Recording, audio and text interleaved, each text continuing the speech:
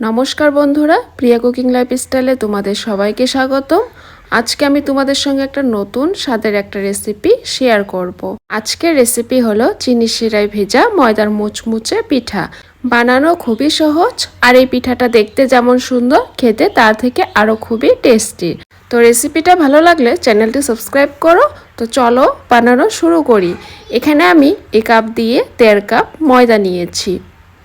তারপর আমি দিয়ে দিলাম সামান্য পরিমাণে নুন, আর দিয়ে দিলাম 4 চামচ সাদা তেল। এই তেলটা দেওয়ার পর আমি হাত দিয়ে ভালো করে ময়দাটাকে তেলের সঙ্গে মিশিয়ে নেব।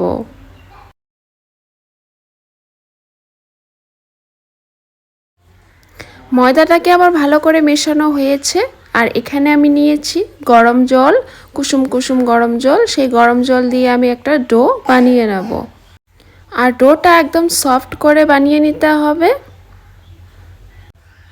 তো আমি ডোটা বানিয়ে নিয়েছি একদম সফট করে, তোমরা দেখেই বুঝতে পারছো। দেখো কত সুন্দর সফট হয়েছে। এখন আমি এই ডোটা লেচি করে নেব, আর লেচিটা একটু আমি বড় সাইজের করে নেব।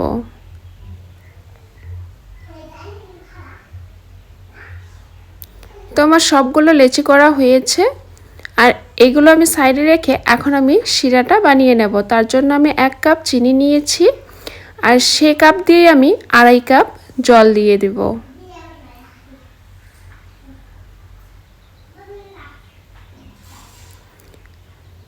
জল দেওয়ার পর আমি চুলাটা জ্বালিয়ে শিরাটা এখন বানিয়ে নেব। তোমার শিরাটা হয়ে এসছে। এখন আমি এখানে নিয়েছি 2টো এলাচ, ফাটিয়ে নিয়েছি। এলাচটা দিয়ে আরও 2 মিনিটের মতো জাল করে ফ্লেমটা অফ করে শিরাটা নামিয়ে আমি ঠান্ডা করে নেব।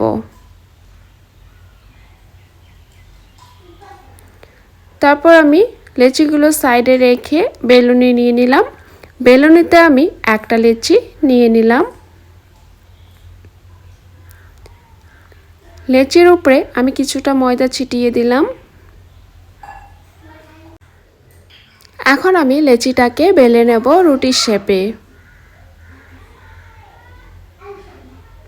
বন্ধুরা, আমি বেলতে বেলতে তোমরা চ্যানেলটি সাবস্ক্রাইব করো, পাশে থাকা বেল আইকনটি ক্লিক করো সবার প্রথমে ভিডিও নোটিফিকেশন পাওয়ার জন্য। তো আমি বেলে নিয়েছি। এখন আমি চাকু দিয়ে চারো সাইড কেটে নেব।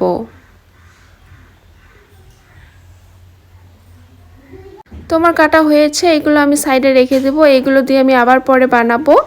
তারপর আমি এই পিৎজা কাটার দিয়ে আমি কেটে নেব। তো মাঝখানে এইভাবে কেটে নিতে হবে। তোমরা দেখো, দেখলেই বুঝতে পারবে আমি কিভাবে কেটে নিচ্ছি। এই পিঠাটা শুধু ময়দা দিয়েই তৈরি হয়, আর খেতেও খুবই ভালো লাগে, ঝট করে হয়েও যায়। তোমরা ঘরে ঝট করে বানিয়ে খেতে পারো, খেতে খুবই মজার হয়।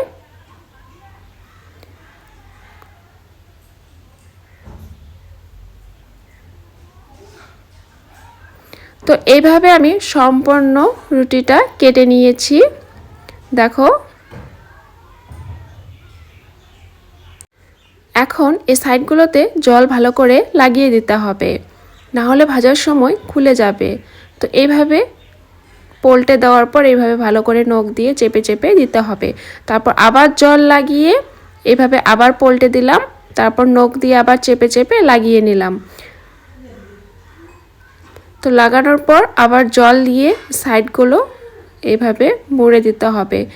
তারপর পোল্টে তারপর এই সাইডটা মুড়ে দিতে হবে। আর এইভাবে 2-3টে বানার সঙ্গে ভেজে নিতে হবে, না হলে বেশিক্ষণ থাকলে এই লেচিগুলো লেগে যাবে একটার সঙ্গে একটা।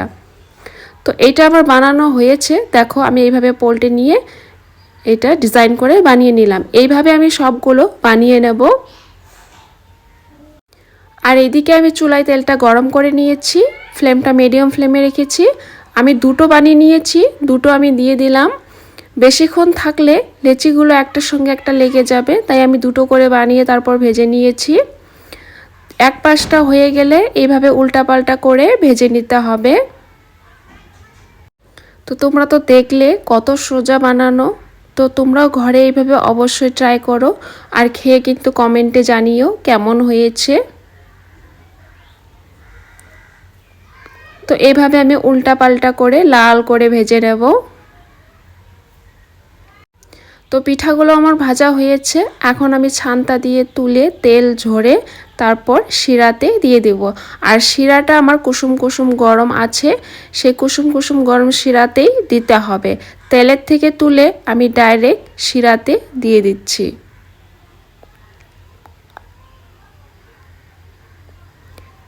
তারপর শিরাতে দিয়ে পিঠাগুলো উল্টাপাল্টা করে আমি শিরার থেকে তুলে নেব।